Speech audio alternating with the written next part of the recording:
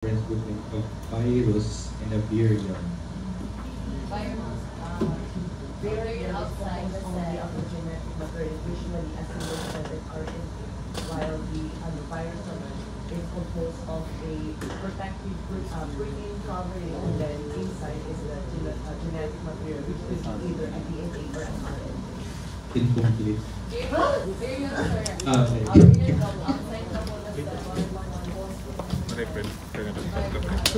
Yeah, that's the correct difference. It's okay. It's okay. So when you say it's a virion, it's basically a particle. It's yung definition din na genetic material contained within a protein. Very, very rudimentary. We cannot even call it an organism because to consider something as biologically alive or an organism has to replicate, right? But with viruses, they require a host in order to form biological functions. So it's in the middle ground between being an organism and or inorganic matter. So anyway, a virion, when it enters the host cell, it becomes a virus. No? So a virus and a virion both contain the genetic material, the protein covering that includes the attachment proteins that allows the virion or the virus to attach to its host cell, propagate its genetic material, and contains also its the enzymes, the transcription factors that allows the replication and instructs the host cell to assemble new copies of itself. Okay. So yes, our overview of the what a virus is. So yeah.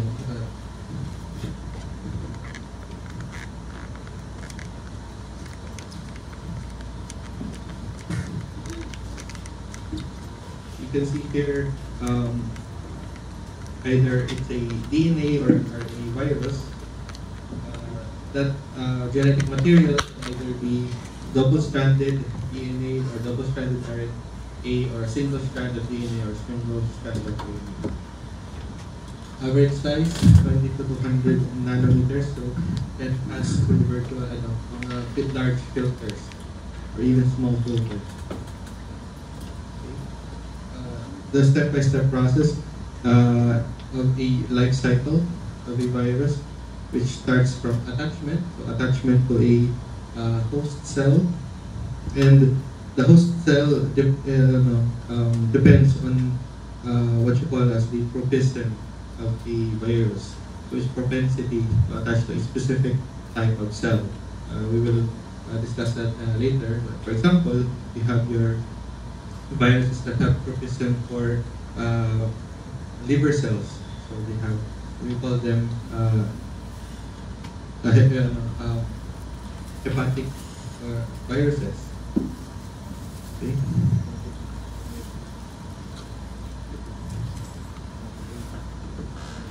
Next is penetration. So it's the process of attachment to a specific receptor and induce conformational changes in the viral capsid, or the protein covering, or the lipid envelope of the virus, and results in the fusion of viral and cell membranes. Some viruses can also enter the host cell through endocytosis. So we call topic natin sa cell membranes sa biochemistry.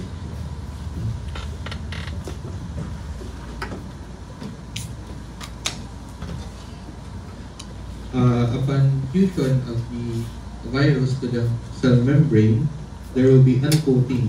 Here, the viral capsid or the protein coat is removed and degraded by the viral enzymes or host enzymes, releasing the genomic material into the host cell. Then, the replication. After the viral genome has been uncoated, there is transcription or translation, depending on RNA or DNA, of the viral genome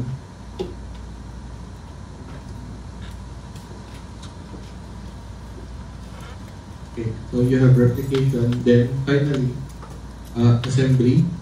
So the unpacked the translated or transcribed genetic materials instruct the cells to assemble new viral particles, then eventually releasing those newly formed viruses, which can cause lysis of the cell or cellular destruction.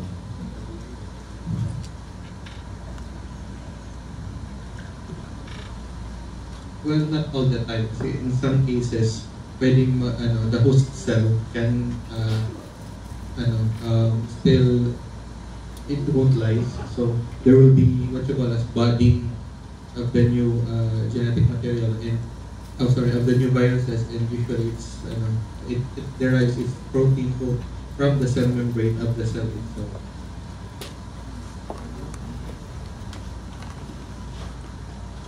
For example, your influenza virus, typically they do not cause lysis of the cell, but rather they will cause budding of the new assembled viruses. Okay.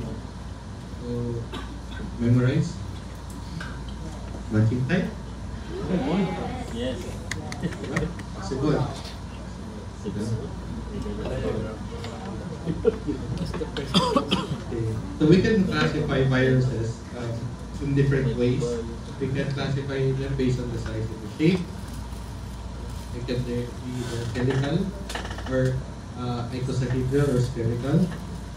The structure of the genome, either DNA or RNA, whether single-stranded or double-stranded. It can also be circular. Here are examples: helical viruses and icosahedral viruses like adenovirus, and spherical viruses such as influenza, also included dito the SARS-CoV-2 or COVID-19, causing COVID-19.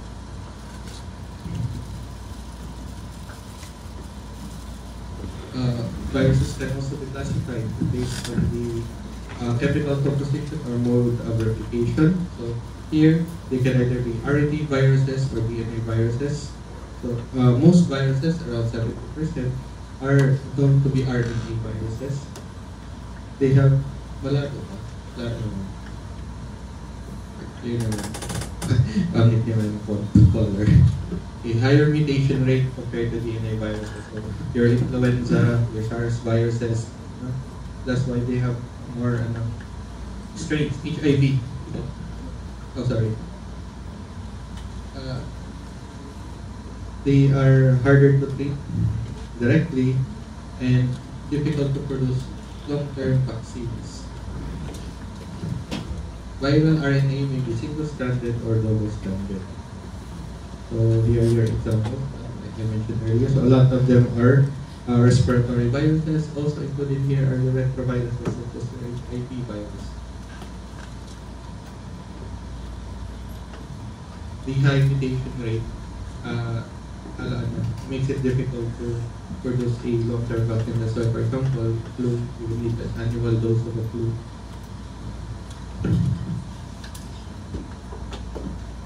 The efficacy of a virus, of a vaccine, kasi depends on how close the current strain is to the new strain that develops.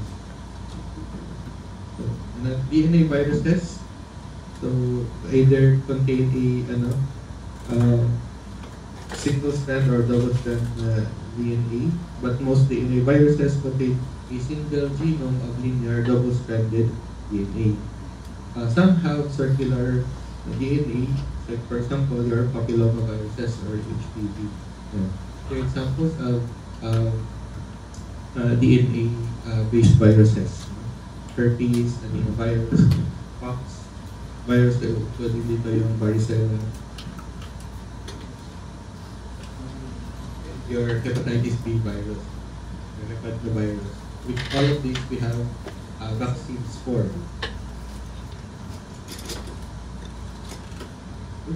But what would be significant to us as clinicians would be the classifying this virus based on their medical significance, right? So it depends on the duration of the infection, whether these viruses cause acute symptoms or even transient symptoms, or it can be latent, like for example your polio viruses can stay latent in your foreign cells.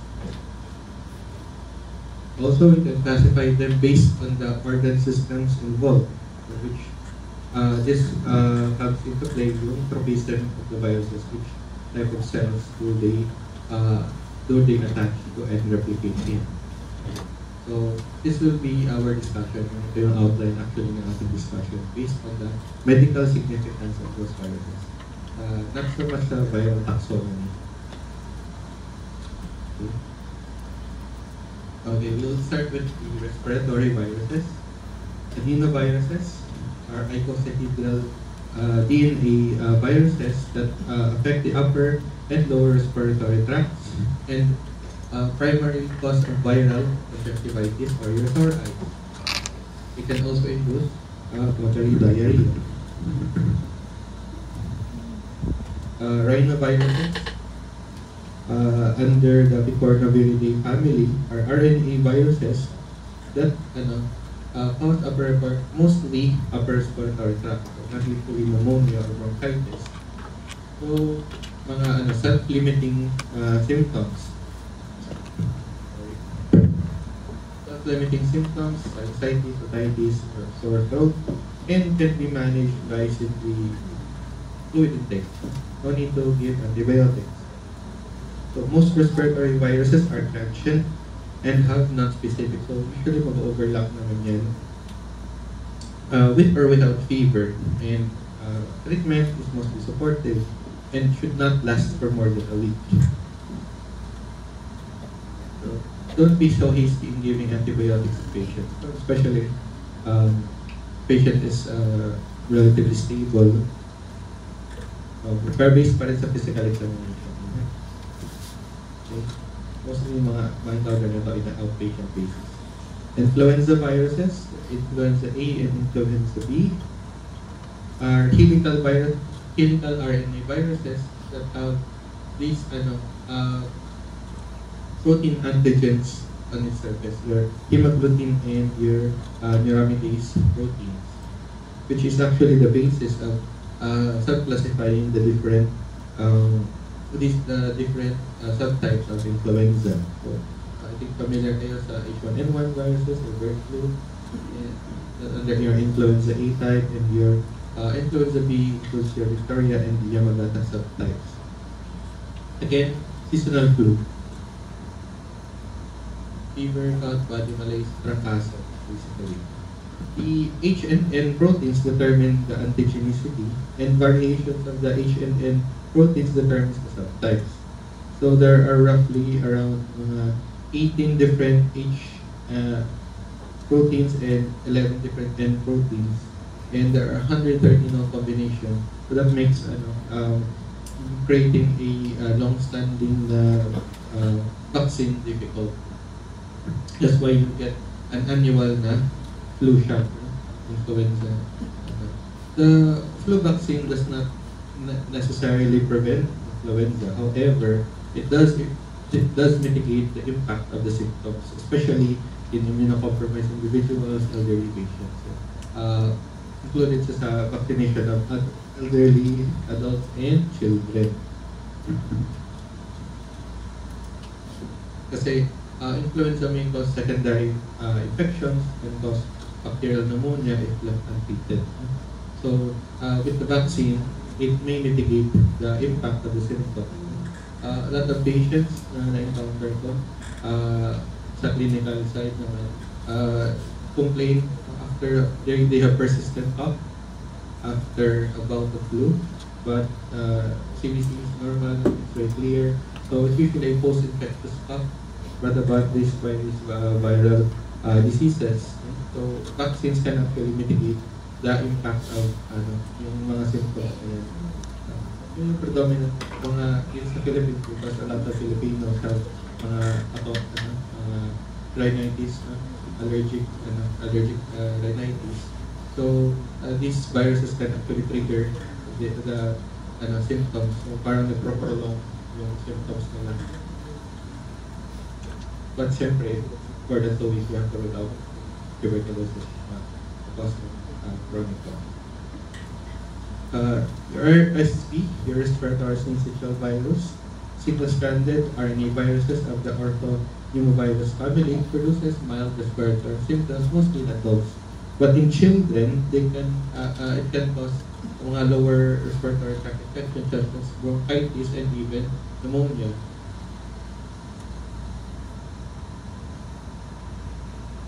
Para-influenza viruses are typical RNA viruses, same sa respiratory syncytial virus, mostly in immunocompetent individuals and adults, mild lang, but can have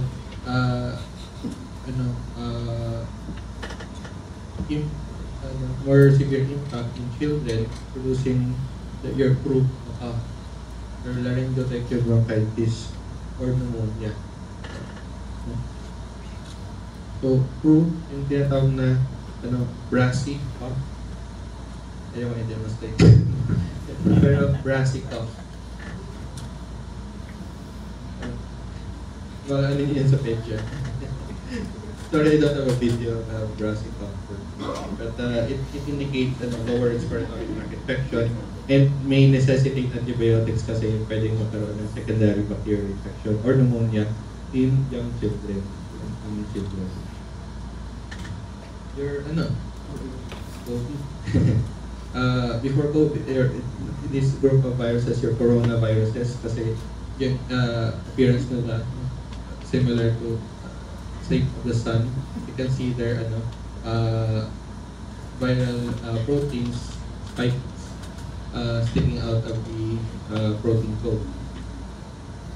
So these are RNA viruses that produce your severe acute respiratory syndrome, so very dramatic na progression of symptoms that leads to respiratory distress. Again, like any respiratory virus, flu-like symptoms, myalgia or body pain, pneumonia, eventually leading to respiratory distress. So here we have a picture of histologic appearance of diffuse alveolar damage brought about by SARS-CoV-2 producing COVID-19 disease. As you can see here, you have many infiltrates, interstitial infiltrates, rather than lobar infiltrates. And you can see here this proteinaceous material within the alveoli, and the alveoli also are relatively being destroyed.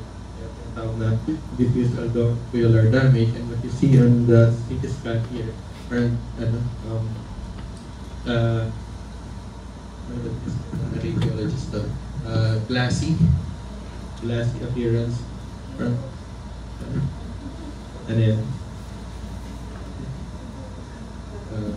and the radiologist will describe this as parang ground glass appearance or opacities in the lungs. Hindi siya mass. Kasi nagla-light up siya sa CT scan because of this yung surfactant deposits, these fibrin and proteinaceous deposits that fill the alveolar cavity, leading to decreased vital capacity, reducing FEV1, eventually leading to respiratory distress and respiratory acidosis. So it requires immediate intubation of the patient. Enteric viruses.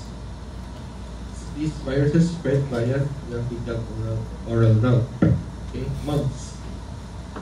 Meron pa bang nagkaka-mumps? Meron bang nabutan? So ngayon, relatively reduced na incidence of this because of the vaccine, but unfortunately hindi ako nabigyan ng MMR. So nagka-mumps din ako. So yeah, the MMR vaccine is very important in preventing this virus. So your mumps virus are paramyxoviruses, the genus Rubella-virus, and they produce the following symptoms. Your mumps parotitis, so your facial swelling, bilateral facial swelling, and lymphadenopathy. In males, kaya it can cause infertility because the virus can also affect the testes, causing mumps bronchitis, inflammation of the testes, that can lead to atrophy and sterility. So, pwedeng mabaog. It can also cause pancreatitis, so that is a medical emergency, and also can affect the brain, encephalitis. Although these would be a rare complications, but still, we want to prevent these complications, especially in males, no? Especially if older individuals magkakaroon ng moms. So, stressing the importance of your MMR vaccine. Measles, mumps, rubella. Rotaviruses, no? So, itong line ito very important. Most common cause of gastroenteritis in children. Sa adult, diba? No? In children. So, your rotavirus are icosahedral RNA viruses that produce watery diarrhea, vomiting, and abdominal pain. So, most diarrheal diseases in children are viral. So, we also have that rotavirus. But cannot be given for if the child is more than 8 months, I think. Don't quote me on that, review na yung IMCI niya.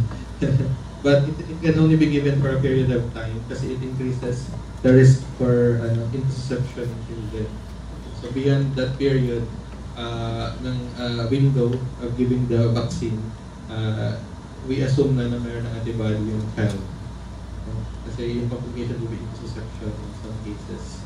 So, but during the period of time, we can give rotavirus. We should give children the rotavirus vaccine. Kasi in children, although it's in adults kasi we can mitigate the impact of viral diarrheal diseases, but in children they are very prone to developing dehydration.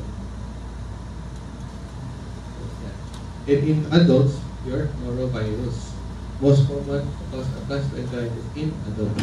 Same din ang symptoms, but impact if immunocompetent ang individual, capable naman of hydrate, it's not as severe as children. So, for children with diarrheal diseases, always assess the hydration status of the child and hydrate accordingly. So, familiar na kayo sa IMCI? Integrated Management of Childhood Diseases. Sige. I will let the pediatrics handle that. Sometimes sa clinical. But most most diarrheal diseases naman are viral. So we have to rule out other causes of diarrhea. So pag viral naman, hydration and management, you don't need to do antibiotics. Cholera, that's very dangerous. So, alam naman natin ang itsura ng cholera, ng diarrhea ng cholera. Rice watery stool, right? And very voluminous diarrhea. So, that unlike yung sa rotavirus or norovirus.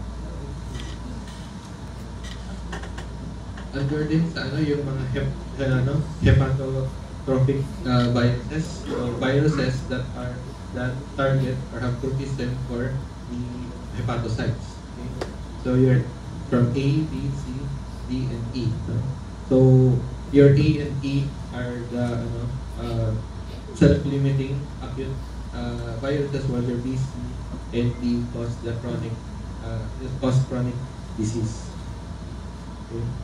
So ang hepatitis are yung mga hepatotrophic viruses are different viruses, so they're not from the same family. So for example, here, your hepatitis A are from the Picornaviridae family under the genus Hepatovirus. No? And mode of transmission dito is fecal-oral.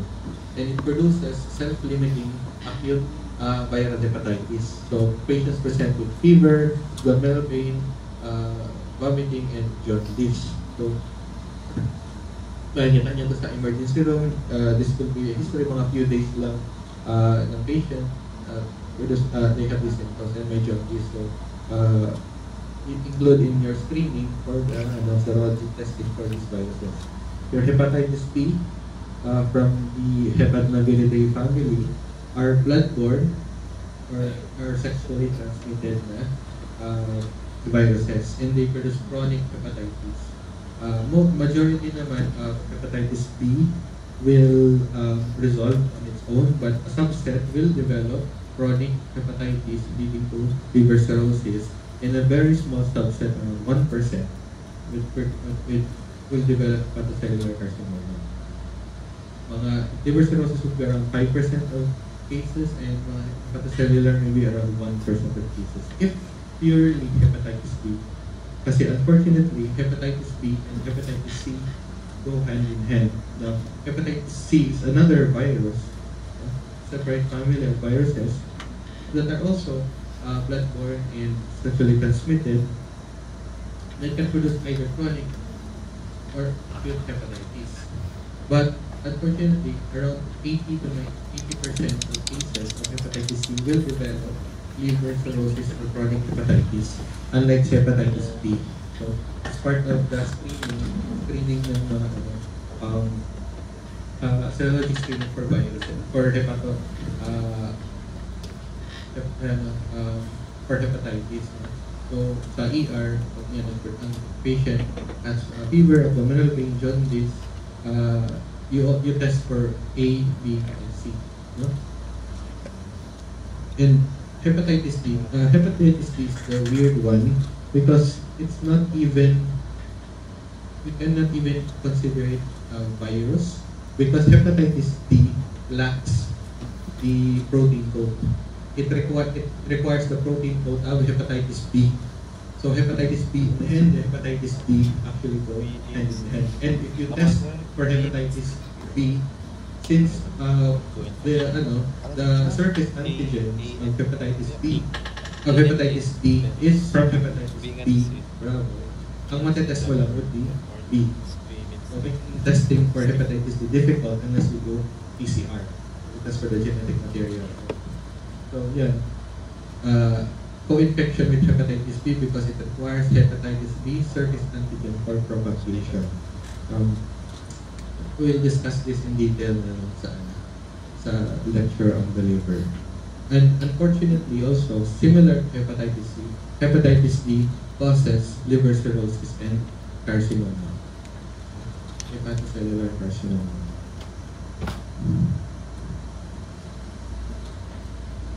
Okay, hepatitis B along with hepatitis C are routinely screened sa blood donors. If you guys ever work in that blood bank. So, ano yung mga tinatest natin sa blood bank? Malaria, syphilis, hepatitis C, HIV. AIDS is a disease.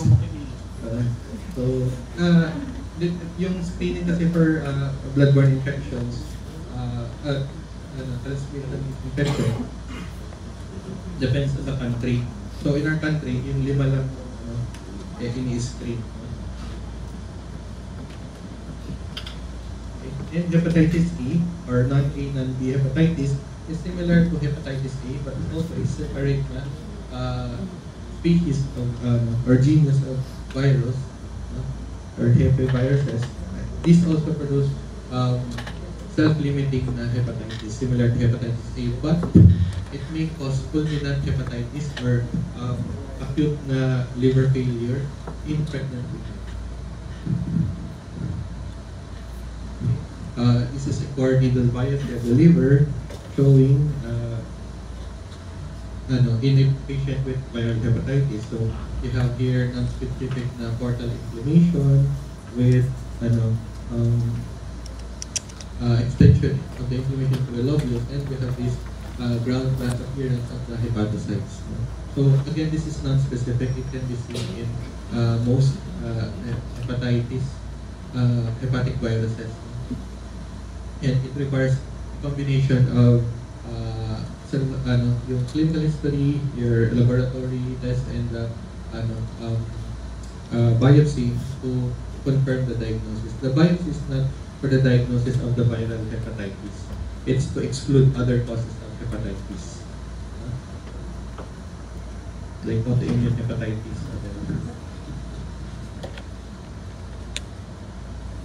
Systemic viruses with skin eruption. So these are the viruses that produce a generalized rash accompanied by fever and lymphadenopathy. So, systemic viruses. No? So, ang symptoms are not localized to like the respiratory tract, the skin. No? So, measles from the Paramyxoviridae family under the genus Morbillivirus are a single-stranded RNA virus which is transmitted via airborne transmission and replicates although it is an airborne virus, it replicates in the respiratory tract. It disperses to other organs, causing lymphadenopathy.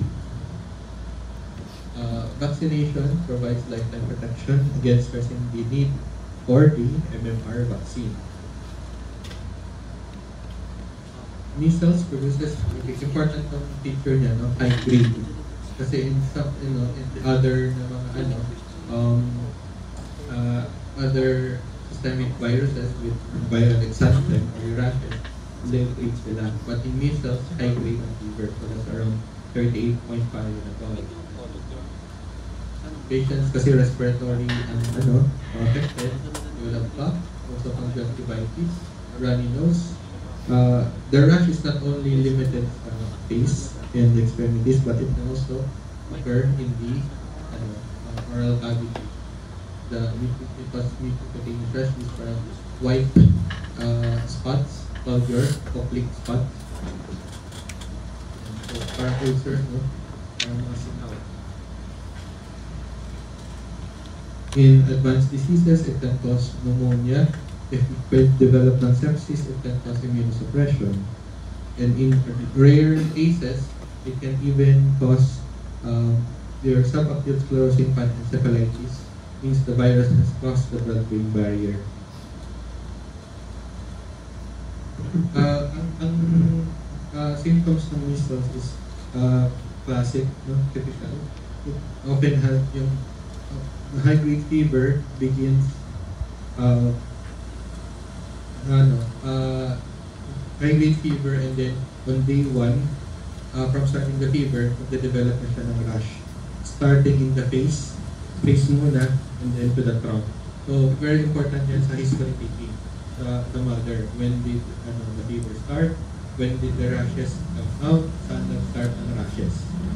So, doon pa lang sa clinical history ng patient, you can already give impression, clinical impression. Yeah, rubella. So how is rubella different from measles aside from its separate virus? So rubella is from the family Togaviridae, genus Rubivirus, which are single-stranded RNA viruses, and also aerosolized droplet transmission for airborne siya. But the difference there is yung fever, low grade ang rubella. Okay? And the rash, hindi siya nagpo-persist unlike the measles. It typically disappears after 3 days.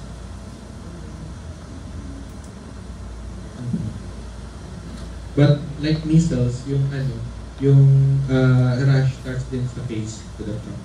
Pero yung difference dito, yung important yung how high is the fever.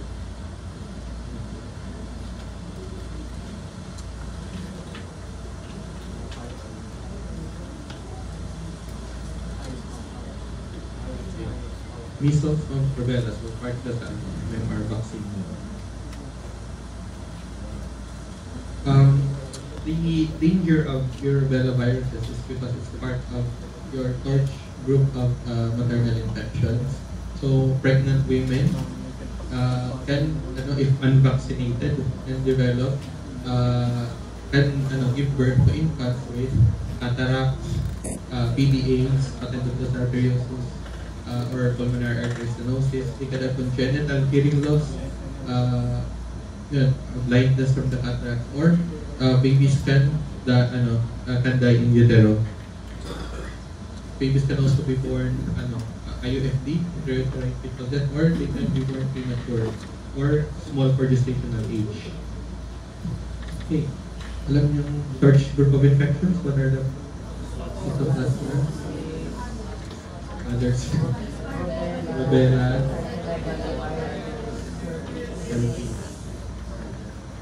So, yeah. Epstein-Barr virus could be part of the virus. Or chest, di ba? Or chest wound. Nahirapan kami mag-complete ng panel. Like, meron kami for a year, then hindi kami na-deliveran ng complete panel for that. Kasi for each part of the torch group, kailangan may AGG and AGM ka. Kasi AGG, it just means na you had a current infection or a previous infection, but you need the AGM to determine if current infection. Medyo mahirap kasi mag-fold ng mga reagents or for serology testing.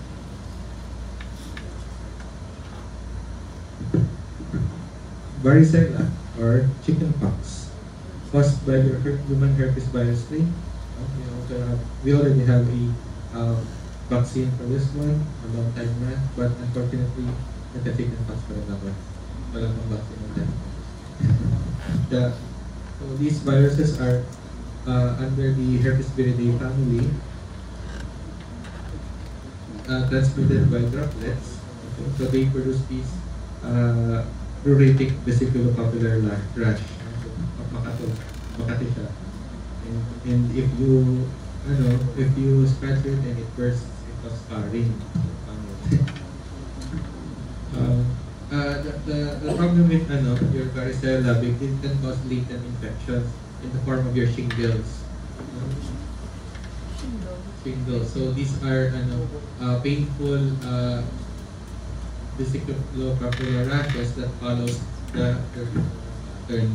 Okay, kasi they hide in the they are latent in the posterior dorsal horn cells at the spinal cord, and they follow the dermatomes. No? So makita niyo yan dito sa face, dito sa chest area, dito sa gilid. No? And unlike chickenpox, it's very painful, especially sa face. Mahanginan lang, aray. Ramsay-Hunt syndrome, may dalawang klase kasi, Ramsay-Hunt 1 and Ramsay-Hunt 2. Natin yan. So this is the vesicle, no? So the vesicles, erythematous na vesicles that form all over the body. Ang danger kasi, if it's scratched, it can cause secondary bacterial infection, lead to scarring, or sa portal of entry, pwede maging abscess. Okay. So this is your herpes zoster or shingles. So it vesiculopapular rash, but it follows the dermatome. No? So these are your dermatome. Here you can see the inflammatory cells with the ganglion cells with inflammatory cells. So this is Ramsay-Hunt syndrome, type 1 and type 2. So it involvement of the varicella in the trigeminal nerve that can cause pain and paralysis. Type 1, this is type 2 kasi yung type 1 is not caused by the virus. Kasi sa news nakita ko sa Justin Bieber nagkaroon ng Ramsay-Hunt syndrome. But it's only type 2 kasi obviously it's okay. Kasi pag type 1 yan, is a degenerating disease. Probably be dead by now. So, alam mo naman yung media. Thanks to, it's probably had chickenpox in his childhood and manifested later on this Ramsay-Hunt syndrome type 2.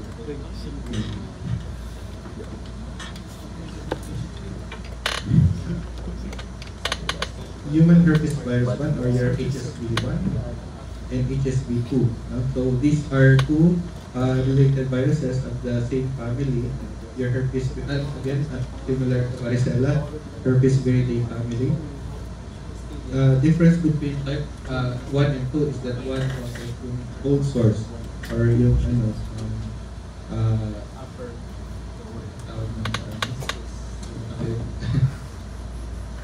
mono.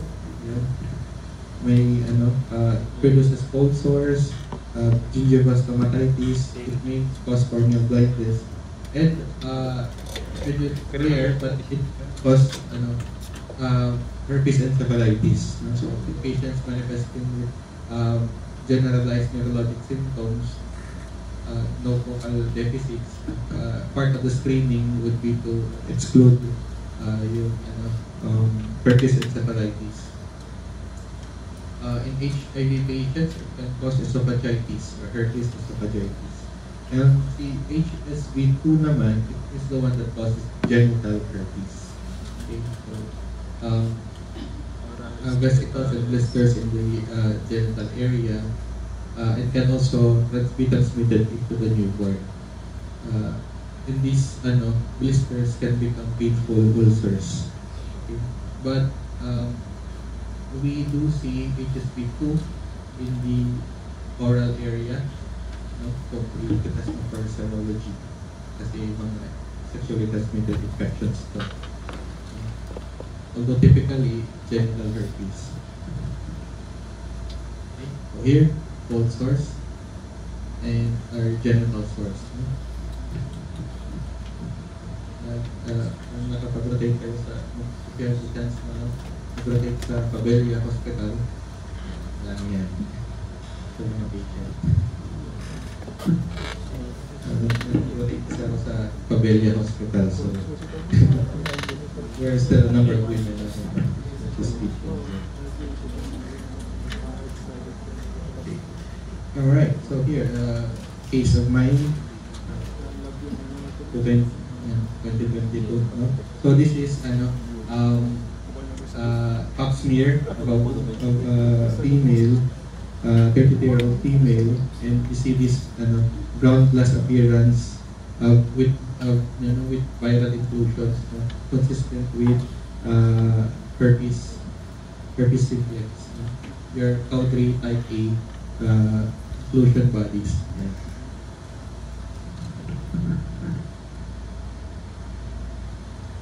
Kasi baka pag mistake na atypical cells in a pap smear.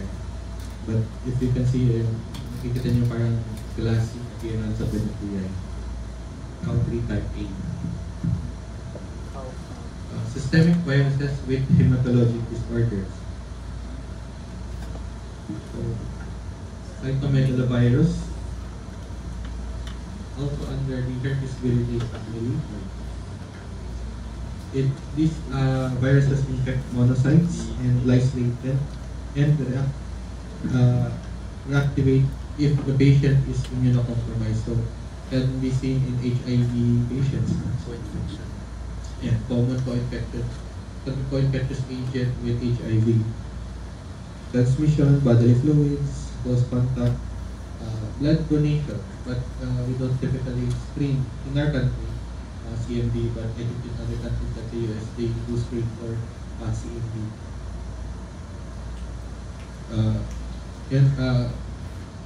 Usually CMV produce self-limiting viral infection, or your CMV mononucleosis, manifesting as fever. In the peripheral smear, you will appreciate atypical lymphocytes, lymphadenopathy, and even hepatitis, but it is self-limiting. In immunocompromised individuals, they produce CMV colitis, so inflamed bowels. CMV pneumonitis, or pwede rin mag-affect sa brain as CMV encephalitis. Dito usually CMV colitis, I do try to look for it sa mga biopsy, biopsy ng mga patients. Ito yung appearance niya, yung mga viral inclusions for CMV. Also part of your infection and causing congenital, the manifestations of your congenital CMV infections include intrauterine growth restriction, so patient the child may be born small gestational age, jaundice, hepatosplenomegaly, anemia, and even that was bleeding due to thrombocytopenia and encephalitis.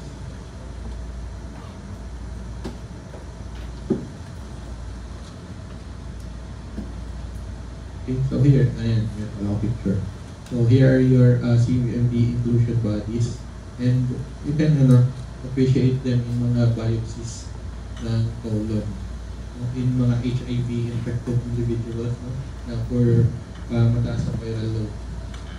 Mahirap yung hanapin, but tatsagaan ko na lang. Pero wala pa naman nakikita. We can do IHCs to highlight the virus. So, kung mayroon kayong mga patients na may HIV and you are doing a colon biopsy for mga inflammatory bowel disease, important din na i-include na test ko rin na immunocompromised host ng individual. Para lang the pathologist can double check. Kasi it is a mimicker of mga inflammatory bowel diseases, IBD, Crohn's disease or ulcerative colitis. So, important test for taking kung may immunocompromised ba ang patient. Okay, so these are your atypical lymphocytes. So when you see this in the peripheral smear, we're going to call these as blast cells. Okay? Mag-call na blast. These are atypical lymphocytes. In CMV mononucleosis, you can see yung normal yung NC ratio mo, but the cytoplasm nag-ano siya, parang describe it. It's a pseudopod. Irregular yung shape ng cytoplasm. They can appear large, like that cannot pwede siyang pag-mistaken as a blast cell. Yeah.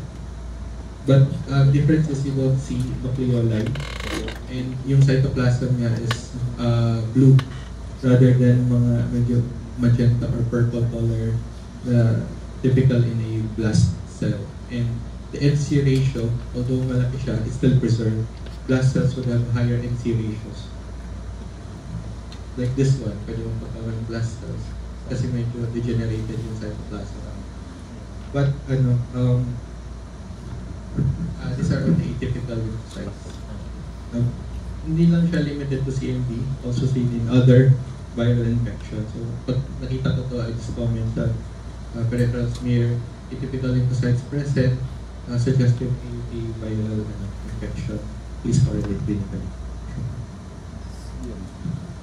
Epstein-Barr virus, also under the herpes viridae family. So, pwede siguro ako mag-ask na question among the viruses which is not part of the herpes viridae family.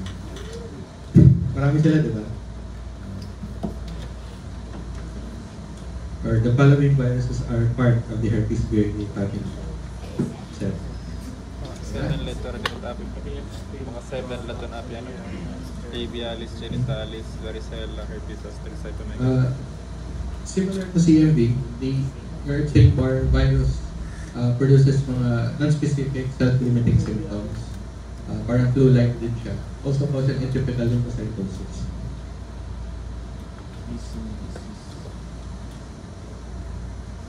It infects primarily your oropharyngeal cells, then also affects the B cells, and the B cells act as latent host. Now, there's a big problem there. Because your Epstein-Barr virus can be associated with a number of neoplasms or malignancies. So in young individuals, nakita natin nasopharyngeal carcinomas. Also causing Burkitt's lymphoma and other lymphomas such as diffuse large B-cell lymphoma, which is EBV associated, and Hodgkin lymphoma. Transmission of this virus, body fluid, close contact, and kissing. Yeah. So this is EBV associated nasopharyngeal carcinoma. Madalas namin ito nakikita mga young individuals. Usually male, usually male, but preferring female. Less in below 30s, 20s to 40-year-old. And it produces, yung histology niya would be non-keratinizing type ng carcinoma or undifferentiated type, and you have numerous na tumor-associated lymphocytes. And for this one, I usually request for either IHC or ISH. confirm na EBV associated. Kasi compared to the non-EBV associated nasal carcinomas, this has better prognosis. And kasi you just need to eliminate the cause of the carcinoma, which is the virus. Okay, another tumor or malignancy caused by Epstein-Barr, Burkitt's lymphoma. So, sa atin kasi hindi siya endemic. So usually sa yes, is but if EBV can be classified kung ano siya, endemic or non-endemic na EBV. So sa atin hindi siya endemic, but in Sub-Saharan Africa, there's high rate of Burkitt's lymphoma because of the endemic type na EBV. Fortunately, here in the Philippines, we can test for EBV virus. So either serology or kung na-biopsy ang patient, we can do EBER, ISH, or IHC. So yung Burkitt's lymphoma, ang nakikita natin dito in the Philippines is not usually Epstein-Barr associated, but rather the sporadic type of Burkitt's lymphoma.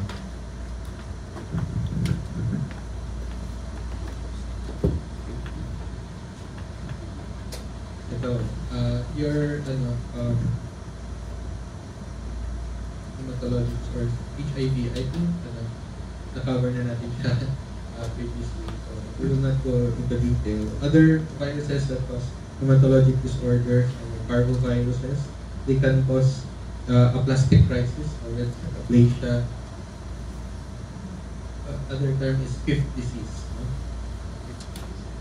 And in fact, it can cause fetal hydrops. Your human T lymphocyte virus 1 or HTLV1 causes your adult T-cell lymphocytic leukemia, ATLL. Viral diseases that causes hemorrhagic fever, or arboviral and viral hemorrhagic fever. Also, syempre, familiar tayo kay dengue. It has 4 phenotypes. Dengue virus 1 through 4 under the Flaviviridae family. It is a vector-borne disease transmitted by the Aedes aegypti mosquito. The cross-reactivity between 2 serotypes causes a heightened immune response. So if you're infected with one serotype of dengue, and then usually mild lang ang symptoms, self-limiting symptoms, but then you get infected with another serotype of dengue, it may lead to severe dengue because of the heightened immune response. So,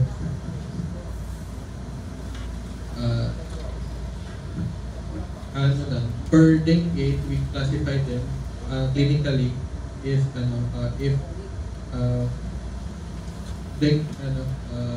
based on the clinical symptoms. Fever, presence of abdominal pain, bleeding, fatigue. So, classify natin siya, dengue with warning signs, dengue without warning signs, right? And then, after that, severe dengue. Unless nagbago na ang classification. Nagbago na ba ang classification? Hindi ba? I think that's how we classify na. Dengue with warning signs, dengue without warning signs. The with warning signs would include abdominal pain, petechiae,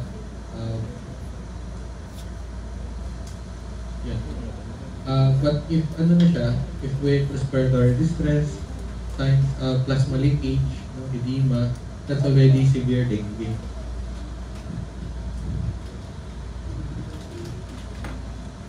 Severe dengue na yan. Hindi na yung warning sign.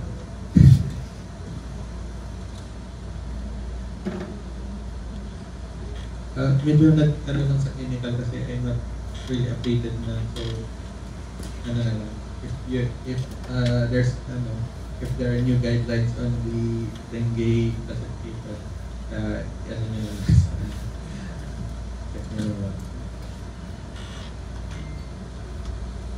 for dengue kasi how it produces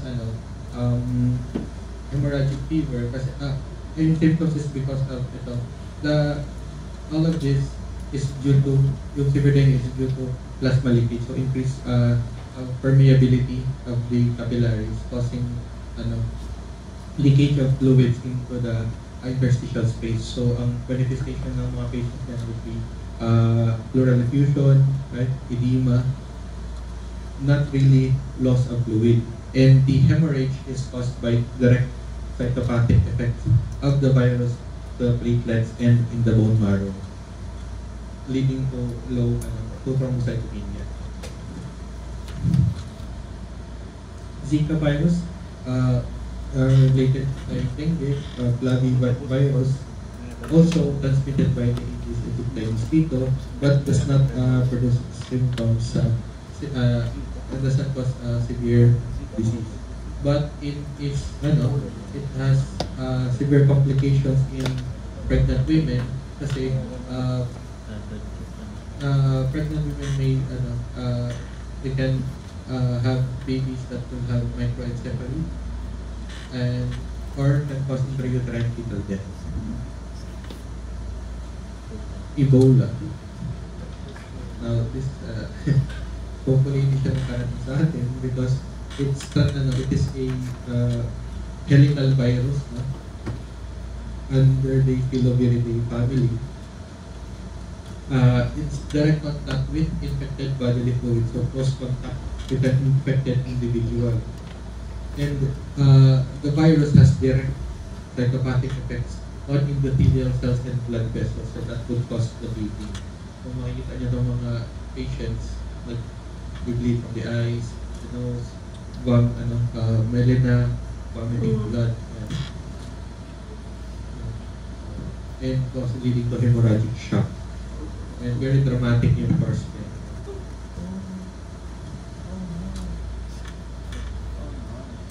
Skin diseases. No?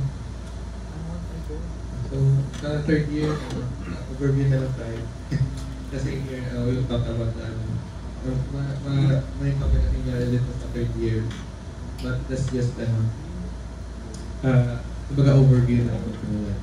HPV, your human papillomavirus, under the Papoviridae family. There are many serotypes, so but yung important here is that we classify them to the high risk and low risk. The high type are the ones that causes heart cancer, cervical cancer, renal cancer, head and neck cancers, right? But for the benign or low risk type na HPV, these are the ones that cause yung mga tulugo, warts, genital warts, yung verrucae or condyloma. The high risk type ito sila, head and neck cancers, cervical cancer, right? So it's important to get a vaccine for HPV, or high risk HPV. Kasi if there would be one, this is one of the most preventable causes of malignancy, right? Molluscum contagiosum, part of the Poxviridae family, and they are the cause of your Molluscum contagiosum. No? So this one is warts, Verrucae vulgaris, Verruca plana. So we have here poilocytes, viral cytopathic changes associated with HPV. So mga wart, higher, lower magnification. You can see hyperkeratosis, towing in of the epidermal ridges, and then hyperkeratosis, and dome-shaped lesion. Be flat like this one. These are your poilocytes, right? Viral cytopathic changes in the epidermis, the squamous cells in the epidermis. this one, condyloma, or in this case, a giant condyloma. Also caused by HPV, but in the anogenital area. Cocoteres lang naman yan. But I think for this case, it's no longer, I don't think this is just condyloma na. The captain says it was a giant condyloma, but it may be also a carcinoma na developed, developing carcinoma.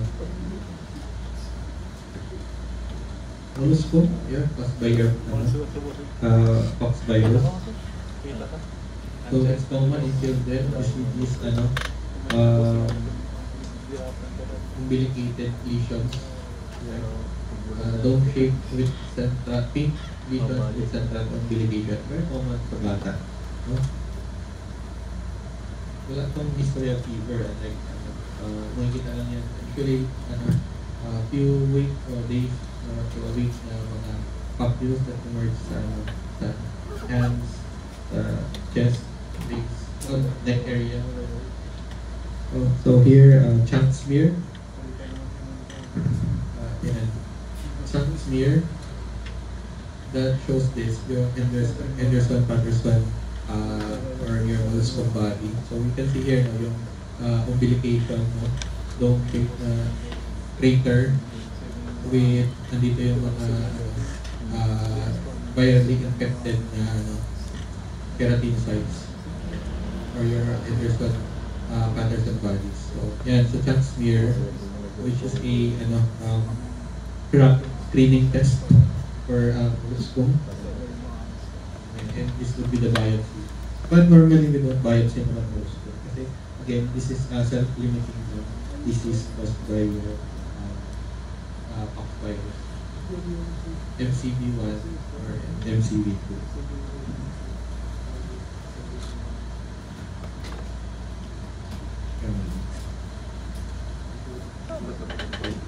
Viral diseases affecting the central nervous system.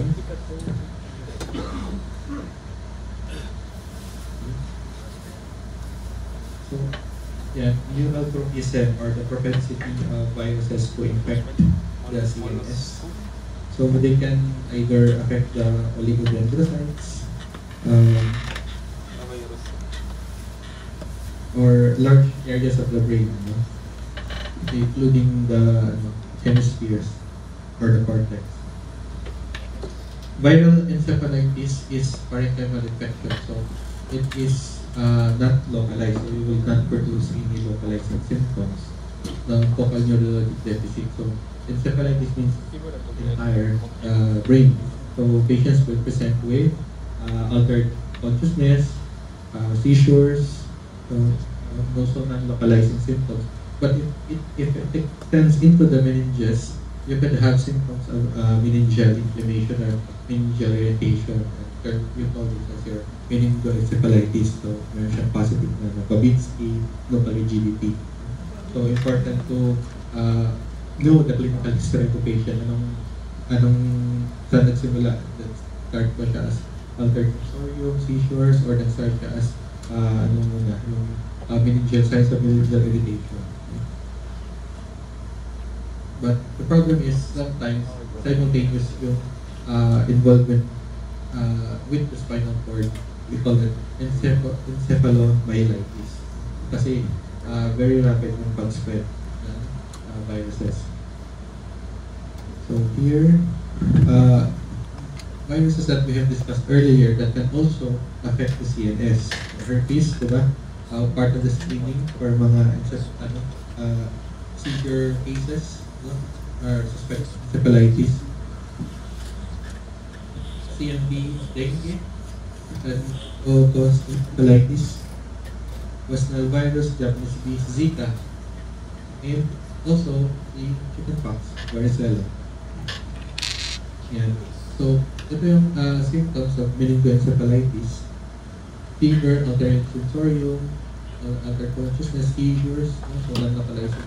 If may local rigidity, it's already involves the meninges, meningoencephalitis.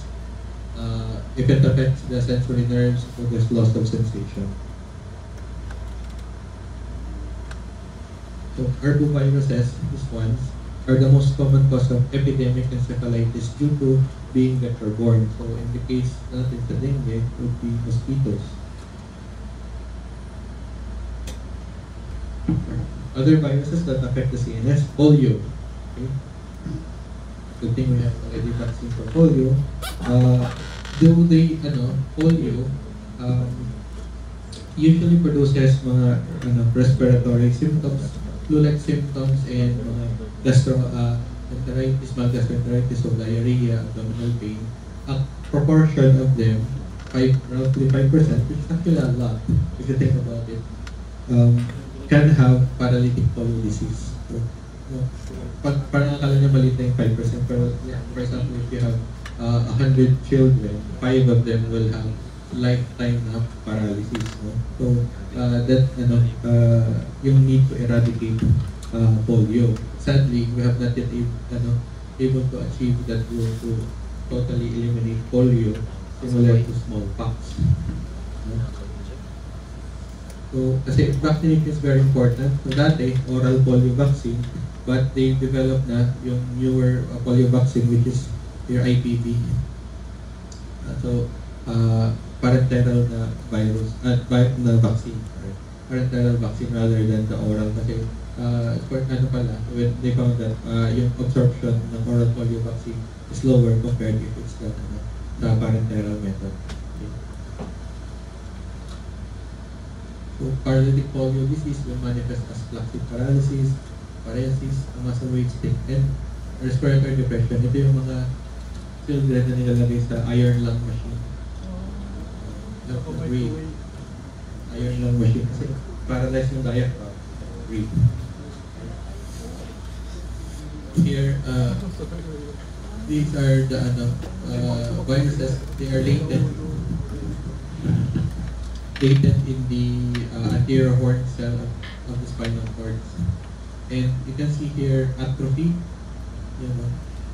lumiliit yung diameter ng mga skeletal muscles in paralytic polio disease. And you see here viral inclusions in the macrophages. The macrophages. JC virus or human polyomavirus. These are viruses that infect oligodendrocytes and can cause latent infection.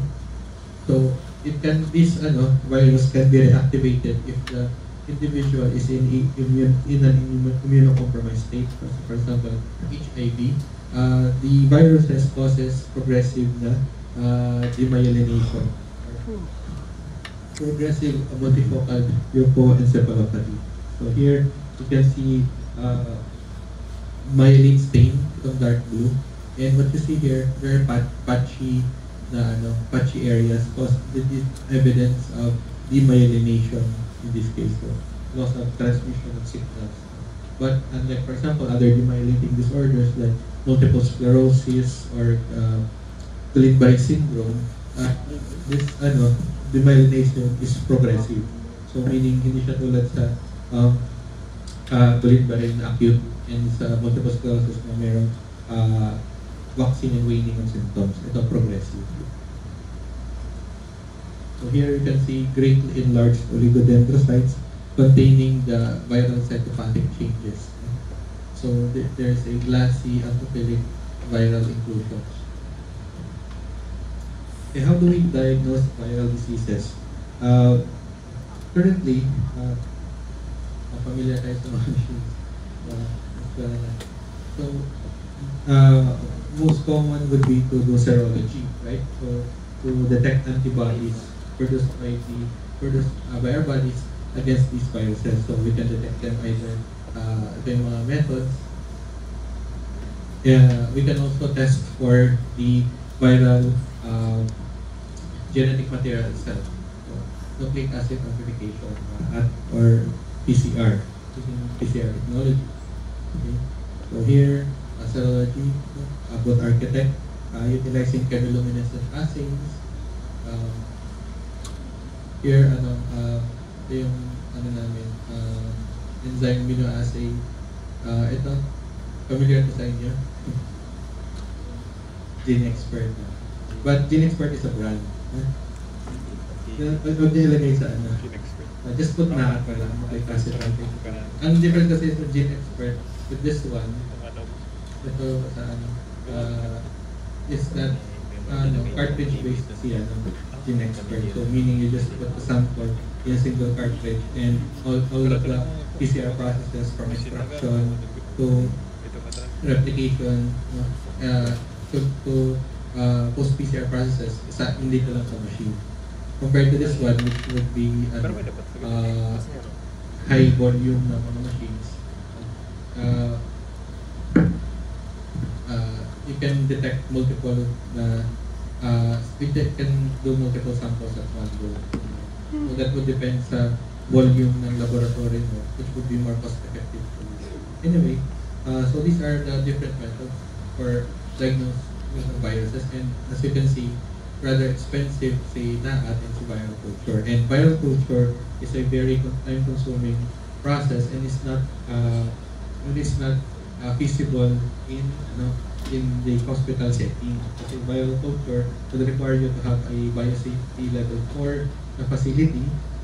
So, body suit yan.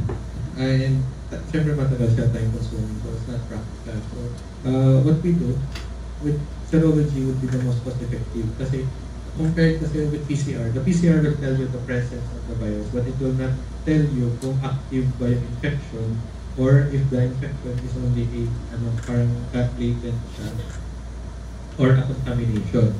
So saying na there's actual infection would be to detect the presence of the antibody.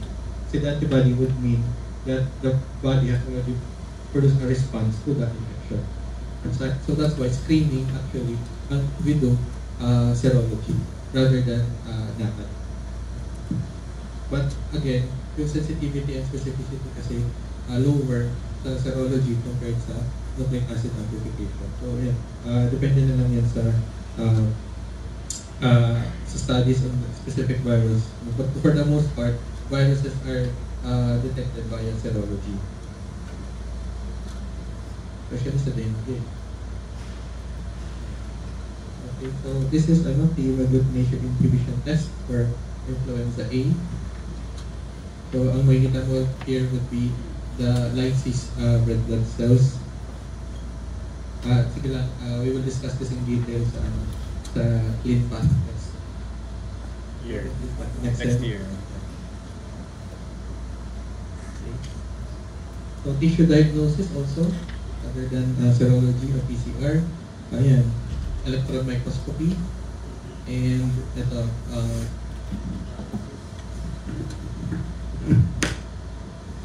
hello, this in situ hybridization. So for HPV DNA, for the diagnosis of cervical cancer. Kanina pinakita ko si CM. And ito, C4 SARS-CoV-2.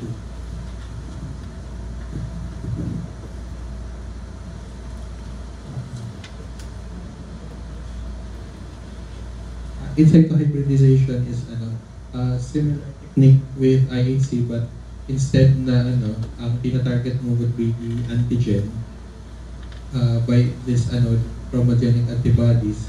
Ang tina-target mo yung genetic material. So yung chromogen attached sa sequence of DNA that attaches to the viral DNA sequence or RNA sequence, and then magla-light up siya. So makikita mo yan. So kaya in situ hybridization. So I think we're done with viruses. So any questions sa viruses? We have 10 minutes, so that means touch up sa chlamydial diseases. No? So actually, itong series of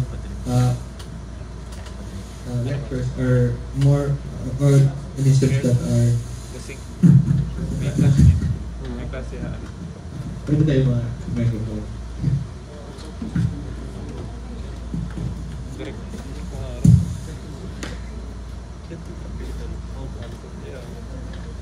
Baka lobat na ito. Okay. And anyway, I can actually click this para isama na lang natin yung chlamydia and rickettsia. We can stop. I think okay lang. We can stop.